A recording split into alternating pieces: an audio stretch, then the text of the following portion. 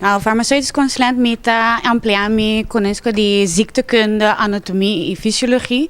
Mi porha si proyecto nang pa di saúde e medicina pa mi ayuda ene nang kompa vai bira mas saúde e anda con nang remedi nang.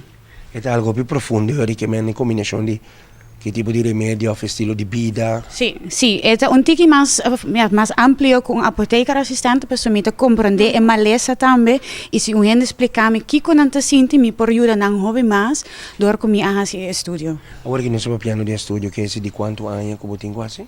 Mi estudio de 3 años y medio, door con mi ta ciele deeltijd, pues mi te trabaja y mi familia está en banda, pero ahora que mi te falta más un año, me falta 2 años y más.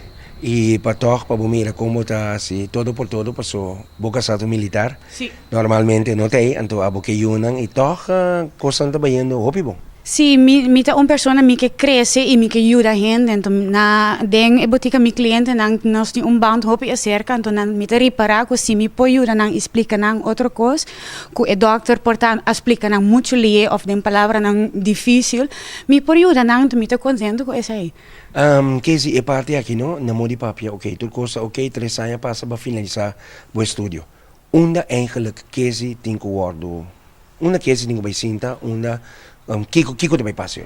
Eta un estudio que mi vai trabalhar de um verzorgingstehuis, pues me nem te bisa não explicar me que quando sinto e mi po ayudar nang, mi po trabalhar de um hospital, mi po vai trabalhar de clínica, mi po bira assistente de doctor, se doctor tá muito druk, mi te comisa toma revista nang. Dus é um estudio que mi passa hobicos com né.